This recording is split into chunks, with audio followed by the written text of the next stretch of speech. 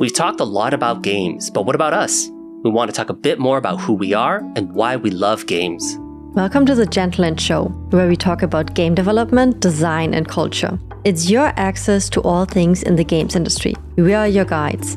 Hi everyone, I'm Sam, a business and marketing expert and a co-founder at Gentleland. I'm Edwin, a composer, sound designer, and opera singer.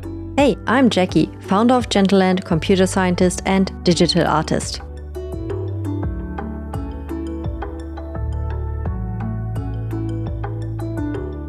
Games can achieve a lot. They can be entertaining, give you social fulfillment, ask you important questions, or move you. Games are a vast, flexible art form with huge potential, and so many people today make games a small or large part of their lives because of how games can satisfy many of our basic human needs. We wanted to talk about our personal approach to games and what they mean specifically to us, because I think if you asked a whole room why they're into gaming, you'd probably get a whole bunch of different answers. When we came up with the idea for this episode, it almost, I want to say, sent me down a bit of a spiral, like, why do we love games? Are we just addicted to the fun? What's really the reason why we gravitate to this medium? And for me, games are more than just entertainment. They're stories you can step into, worlds you can explore, and emotions you can experience firsthand. And to me, they combine everything I love: art, storytelling, design, interaction with other people. I think that games are a big part of my identity as a person, foundationally, like deep within my psyche, deep within, I guess, the development of my entire life. As a kid, I would punctuate specific milestone moments in my early development life, year by year by year, by the games that I would play. And one of my earliest memories spending time with my parents is them sharing a video game with me and explaining to me this kind of like high-tech thing, this high-tech strange experience that people back in the late 80s, early 90s was experiencing in these early video games. And when I really think back into my life, I'm really excited as a kid about all the games that get to come out, the technological advancements, who I am as a person, the haptic and tactile experience in which I'm like getting better at playing games. It also shaped a lot of like the narrative design and like how I also look at visual art and kind of creativity as well. It's so fun that you say it, that you have like segments of your life mapped almost to games. I wish I had that too. For me, it was always like playing one specific game throughout a really long period of time. And it's often been MMOs, just because like I had friends inside of these games that I just like met after school, for example, where it's just like, oh, cool, I get to play with person X Epsilon, and I would know they would be there after school and we would do something together, right? So, and sometimes it would just like replace an after school activity almost. And when I was younger,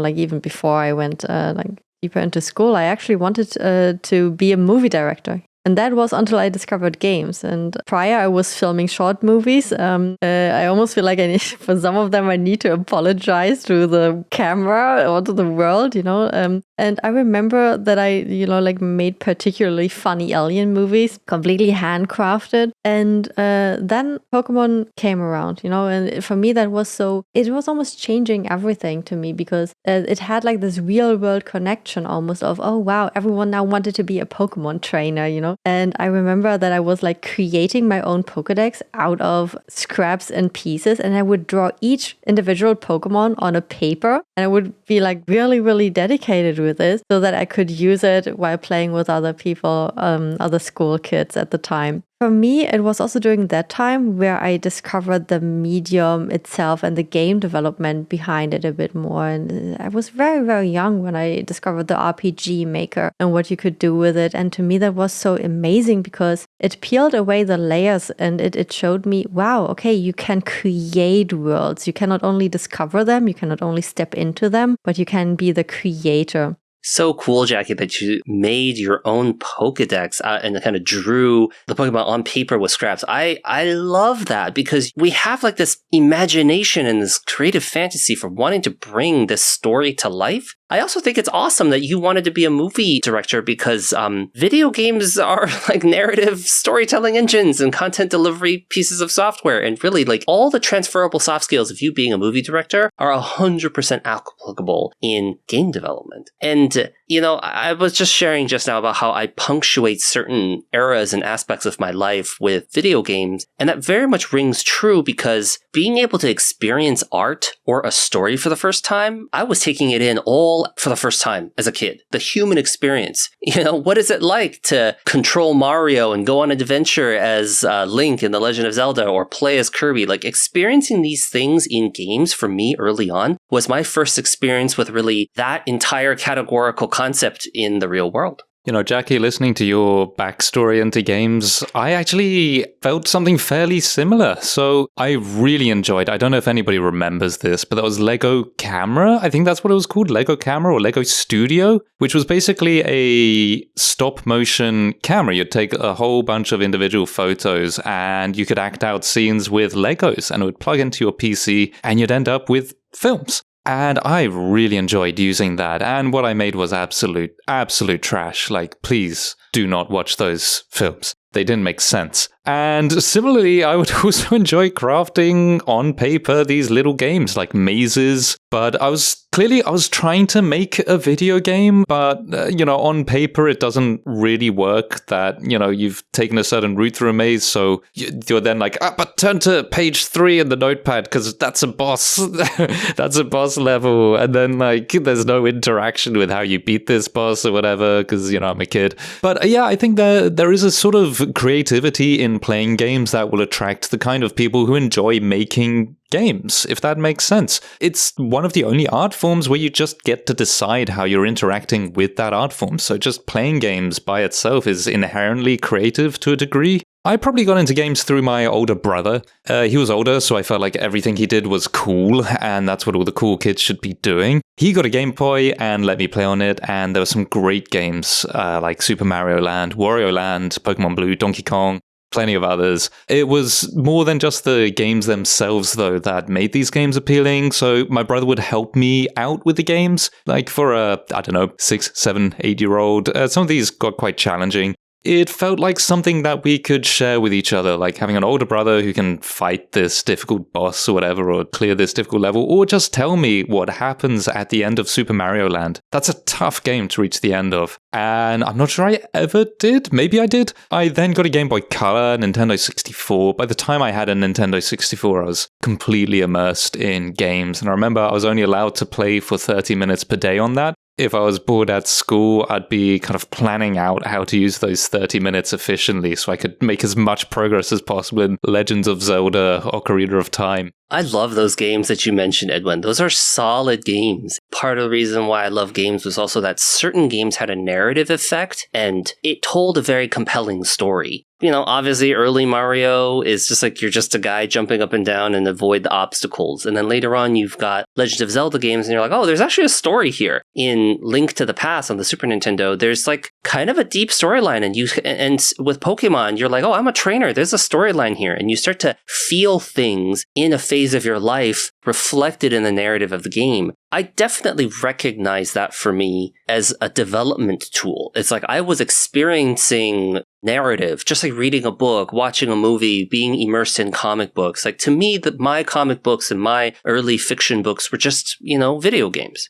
Yeah, and I empathize with what you're saying about the games becoming more than just fun, a challenge or a toy. I think to young me, they were basically a toy. That's something to play with. Later on, games began to give me escapism, something I could just zone out with occasionally, or something that just made me feel like I was empathizing with whoever made it, and maybe they understand me, even though we've never met or talked. So I worked very hard at school, and that escapism could be very refreshing. And actually, in hindsight, later on, I was using games to regulate my mood. Like playing a fast-paced shooter would raise my energy levels, and then I'd have enough energy to do my dull homework. That said, I'd have a great time playing these games with friends, in person or online, and goofing around in couch co-op was probably some of the most fun I've had with games. So it wasn't all mood regulation, but the way I was using games was already changing. I think I never told you the story of the first game that I ever developed. And it was a board game in elementary school. And I think it was the meanest or the stupidly meanest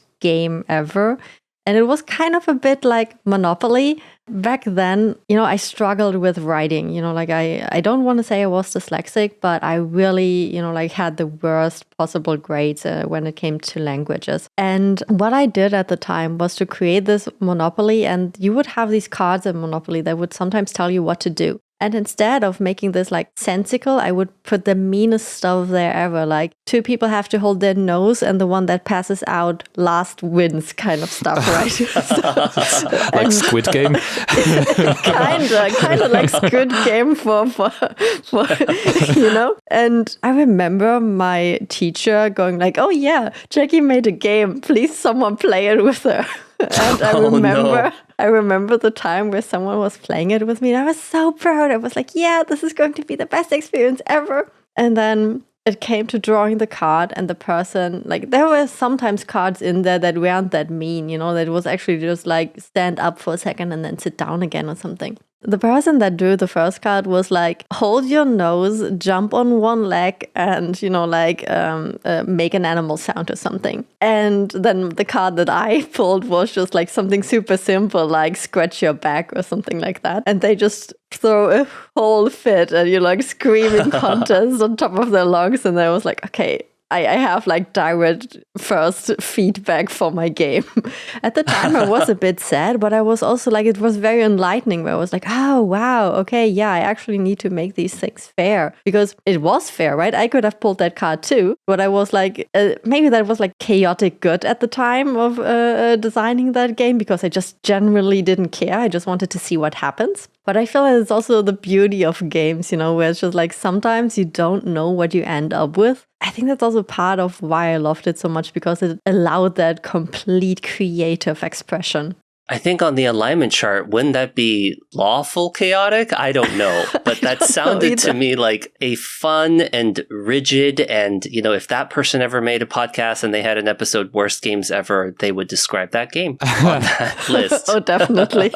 Yeah. There was a point in my life when playing games, I started to feel a lot of emotion for the characters in the game. And I think great narrative storytelling games do that. In Pokemon, you're rooting for yourself. You're trying to get back at your rival. Unhappy with Team Rocket. You're trying to sort things out. You're playing Legend of Zelda. You're really not happy with what Ganondorf is doing, the villain is doing to the world that you're occupying. And I think that it wasn't until technology with PlayStation 2 or something, or I was playing Final Fantasy VII, the original one. The first time I played that game, I almost didn't understand any of the storyline. It was just too complex for me. I was still a kid at the time, and I was like, what is going on? But I definitely felt the happiness, sadness, pain, struggle, urgency that was going on in that. And I thought it was interesting that a lot of what I love about games today is kind of informed by those early experiences in narrative design. Yeah, for me, later games became this tool for philosophy, exploration, introversion, self-reflection, and like you said,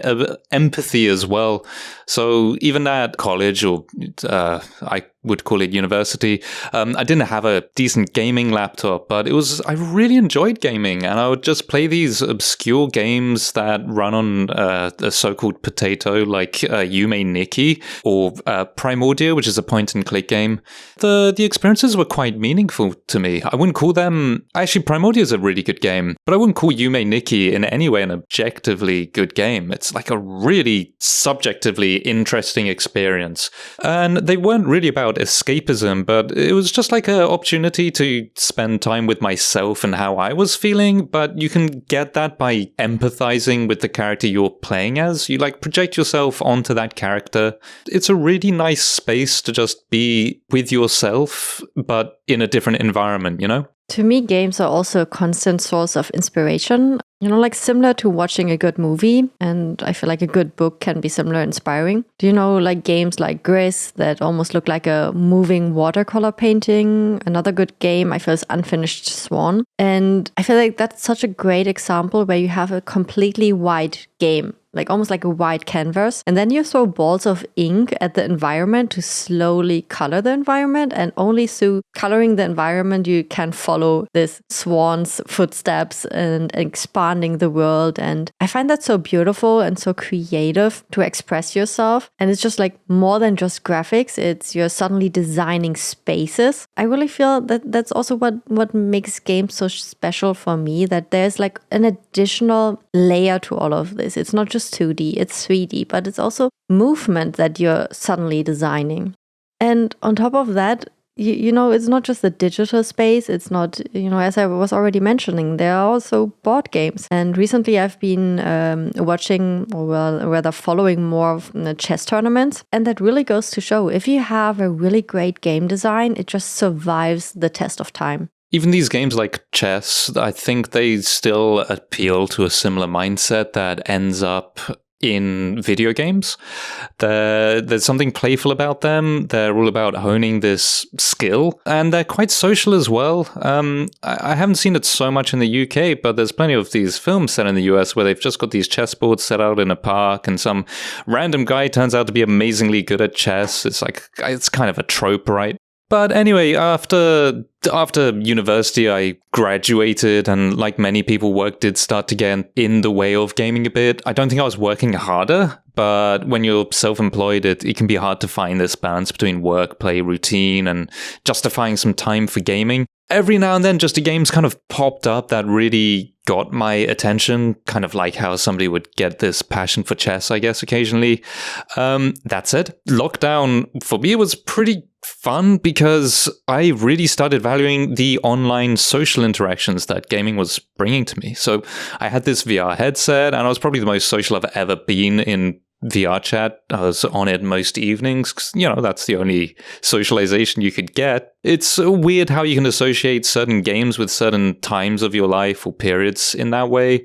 I know Guild Wars when I was maybe mid to late teens, various Calls of Duties, which are really strong effect for those ones because I tend to pick up those games, play them for half a year, get really into them, and then move on. So like Call of Duty Modern Warfare 2 happened at a specific period in my life, and nowhere else, pretty much, you know. So, but weirdly, other games don't feel so attached to a specific time period in my life, even though they were, and I'm not so sure about that. I mentioned Primordia earlier, and I can remember when that happened for me, but when I remember the game Primordia, I don't necessarily remember how I was feeling at that time, if that makes sense. I'm not even sure why that is, but I just find it really interesting. Yeah, when you just said what games you were playing during Corona, you know, like that you were hanging out a lot in VR chat, I actually don't know if I played much games during that time. I almost felt like I was working a lot and making my work almost like a game, you know, gamifying my own work, freelance world. And I really loved that so much because it was suddenly so much fun to do the ordinary stuff in life. And you know, that reminds me always of animals playing too. And often animals play when they learn a fundamental, important skill for themselves. And I feel games often take up a similar spot in my life, where I feel like if a game is trying to waste my time or is, you know, like taking up unnecessary space, then I tend to not like it as much, because then it just feels like, oh, okay, this game is not mindful around, or, you know, not respecting my time, and it's just trying to be a Skinner box, trying to teach me a habit that I don't even want in my life. So for me, games is also a lot about mindful consumption and not just consuming for the purpose. And when you just said VR chat, I feel VR chat and, you know, like the social part around games is super interesting, because it's not just then habit building, it's also the social connection. But if you ever were to say like, oh, Jackie, here's a VR headset, to me that, you know, in my world, that always sounds like, hey, Jackie, want to try this puke simulator? Because honestly, I'm probably not going, I just have this gut feeling that I will not be, you know, like good with VR headsets. Whenever I've like tried one on, I was like, okay, thank you. I'm out. And that is kind of like also the fun thing, because I feel like we are moving slowly into that direction of AR, VR, or, you know, like XR, however you want to name it. I'm not sure if I'm made for that area yet, you know, like I just feel like a grandma saying that already, but I almost feel like not so excited about the next generation of games, because I'm just like, oh my God, will I be that grumpy person that's going like, oh no, I don't like this, even though I love games throughout my entire career, my entire life, basically. I went through a horrible VR experience where it was like an amusement park, and you step into this whole VR getup, and for some weird reason, my headset was not calibrated. So when I looked straight, the robot object that I was occupying within the VR environment was looking like 90 degrees off to the left. So for me to straighten myself out, I had to look 90 degrees off to the right. It was terrible, and it was also very overwhelming. It just wasn't well designed. It was definitely there to get your cortisol and your excitement and your adrenaline up. And I was just like, get me out of here. That's not to have it be like a scathing criticism of VR in general, because I've also had really beautiful and brilliant VR experiences. I'm also reminded why I love games in the standpoint of games being also this wonderful social tool. I think we've all mentioned it here before. Games are also coupled with advances in technology, as well as advancements in like personal or social connection. When I was a kid, there was not really this concept of a LAN party, playing games multiplayer network through a computer environment. It was generally console games as like hardware that you would plug into your TV. It was somewhat analog in that sense. And I remember the first time when one of my friends said, hey, do you want to like play a game? It's free. And I was like, free games? Like I've always had to pay for games. This is really interesting. And then it's like, yeah, we can also play it on the computer lab. And I was like, that doesn't make any sense. The computer lab at school is always like this very locked down environment, devoid of fun. And it's like, no, we'll figure it out. And I felt like he was hacking into something. His name was Ben. He was really talented. And this game was Unreal Tournament. And if you hear Unreal Tournament, you might ask, what about, is this Unreal Engine? Yes, it was basically the demo for what ended up becoming Unreal Engine. And what was really cool if you played the original Unreal Tournament is that as you loaded the game, it would give you like this little cutscene that would show you give you the narrative. Oh, like it's the future, the Landry Corporation, dystopian corporate, brutal space games. And now I get why we're all in this environment shooting at each other. There was only one map, 2 game modes. And I mean, there was a whole bunch of us. We were all, I don't remember, it was like 8 or 12 of us that had all gotten connected. And I just remember having the most fun I've ever had in an original video game experience. Of course, today we're like, multiplayer online shooters, like whatever, that's like every game out there. But for me back in the day, experiencing it for the first time, it felt like magic. And so it was an incredibly exciting, fun, fulfilling moment.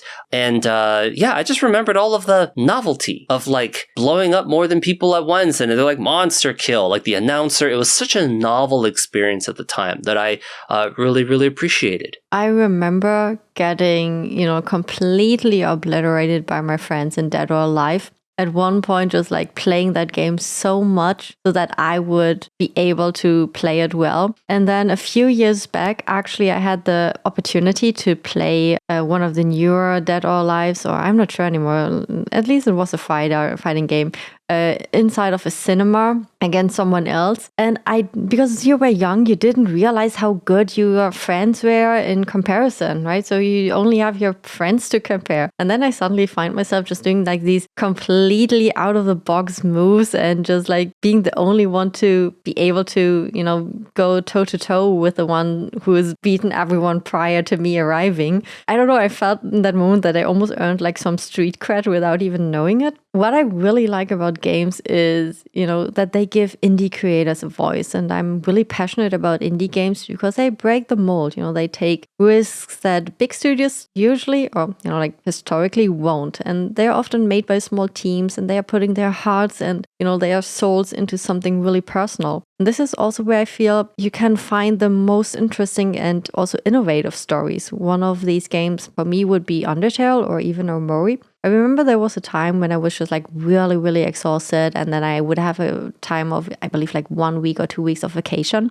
And I would play Omori during that time, and I wouldn't go on, like a big tour or something. I would just like be on my laptop, play that game. And I believe that it was like one of the most relaxing vacations I had in a really long time. Basically do nothing and play that game. I don't really see bigger companies hopping all that much onto that trend of making more RPG maker lookalike games that are like this pixel art. But I feel like these games do have their very particular charm, and I really liked about Omori that it was so handmade, that there was so much thought put into it and also into the story. It just like really resonated with me at the time.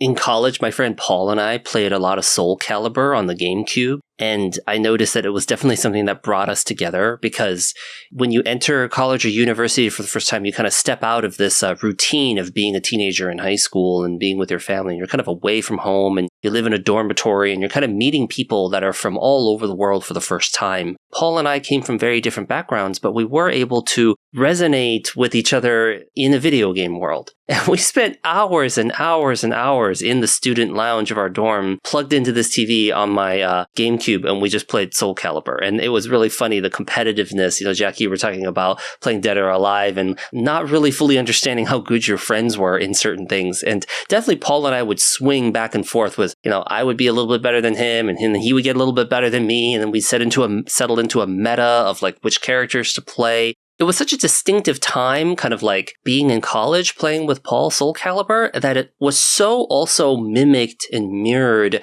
when I was a much younger child. That I remember my friend Jason showing me the original Mortal Kombat and playing the original Mortal Kombat with me on Sega. And it was like basically the same setup. And it also kind of makes me think about another reason why I love video games is also the replayability of certain games, not just because the game itself is fun to play or has great replay value, but they awaken a part of me fundamentally, emotionally, from a fulfilling aspect of my being, that it's like, this is like an emotional home for me. It's not that I've just played Chrono Trigger so many times. It's not that I've played, Final Fantasy VII so many times over and over and over again. And I do it on almost a regular interval basis. It's like a cyclical rhythm, even like whenever the holidays roll around or like Christmas comes around or New Year or your birthday comes around, you're just like, yeah, this is just the thing that we do around this time. I think a lot of people will probably have similar experiences playing with friends and that side of things, just being what they truly value about gaming. And I think it's a wonderful thing because a lot of us live in these compact cities now. And Jackie was saying earlier that animals are made to play, but I think human beings probably above all are made to play. And it's just this innate instinct that it's wonderful to share some playing with a friend. You mentioned Soul Calibur, and I love how even when a game was a little bit janky, or it had like exploits, there'd be this kind of honor among friends to not play Yoshimitsu and mash X because none of us really knew how to deal with that. We weren't good enough. So it'd just be like, okay, the game's not fun anymore. Like you'd want each other to have fun and you'd kind of match what you were doing just to make sure everybody's having a good time, even if that meant occasionally demolishing your opponent. So they'd just see like, oh, okay, that was kind of fun. Or in my case, where I'd be like, okay, you're clearly holding back, just go for it. And then I can see like, oh, these combos look amazing. That's kind of fun as well. But there's another thing that I love about these smaller indie games where just one solo developer can actually make a fantastic game that's well worth playing and very meaningful. And games, especially today, give this medium to creatives and people who have something to say. It's actually a kind of new art form, but it brings us back to what some of the older art forms like music, visual arts, and books had, in which they had a direct self-expression and there was a very low barrier to entry. I think that's really important. So I think a previous generation probably spent more time with film and TV, perhaps, than us. I still value them, but these things are expensive to make. You need like expensive cameras, skilled technicians, actors, location, insurance. There's a whole minimum cost involved in giving film and TV polish that would probably be higher than for a game's minimum barrier to entry. All a game asks really is time, and it asks for a huge amount of time from its developer. And I think sometimes you can just feel the love that went into making a game. Like a developer could quite realistically have spent 5+ years making this game. And when you're feeling this game as a labor of love, you begin to love the game also for its jankiness. I think that's a wonderful thing. I love games because there are challenge, story, exploration, emotion, and connection kind of all at once. And they're also a reflection of us, of human creativity. And I feel like every time we pick up a game, we are just stepping into someone's vision, their passion, their worldview. Almost like seeing the world to someone else's eyes. And this is also why I do what I do and why I love it so much. Why I can go to work with, a smile on my face every day because I know this is exactly almost like what I'm meant to do. Because, like I want to help game developers bring their visions to life, but in a sense, it's also bringing my own visions to life, bringing my own input to the table, helping them shape their vision and make sure their stories reach the players who will love them just as much as I do, where it's like you have this great game idea, but you maybe just don't yet have the tools or the knowledge on how to piece it all together.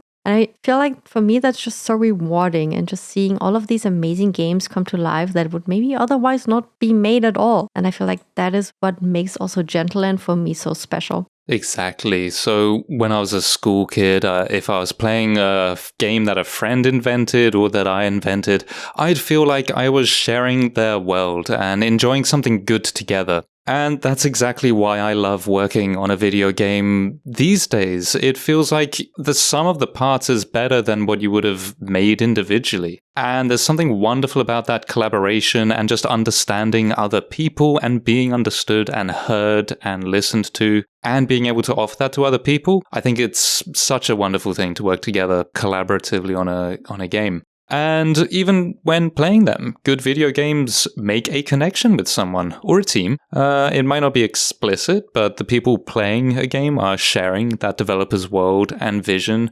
And when you enjoy it, it's a wonderful feeling to know that you're being given this glimpse into someone else's world. I think that's kind of privileged. And for the developer, it's a wonderful feeling that for a brief moment, they were being heard and understood by someone. We've all shared a lot about why we love video games, and I hope that this is an opportunity for us to kind of connect on this really beautiful and wonderfully creative medium that it seems like this era of humanity that video games has become just a big shared experience for all of us. I am very grateful to have had all these rich experiences playing video games in my childhood, that it's also given me the courage to say now as an adult that, yeah, I do want to make games, and that the games that I make will be the emotional home for future generations. Also, I'm very curious, for everyone, the reason why they love games is just so different. And if you're listening to this, let us know what you're loving about games. Is it maybe even a specific game that changed your life? I feel like there are so many ways on how we can experience games. Or maybe you would like to create a game in the future. Let us know. Connect with us on social media, and we would love to hear your thoughts. Let us know on social. We're at The Gentleland on Twitter, TikTok, and Instagram. And we're also on Facebook and LinkedIn at Gentleland. You can also send us an email at podcast@gentleland.net.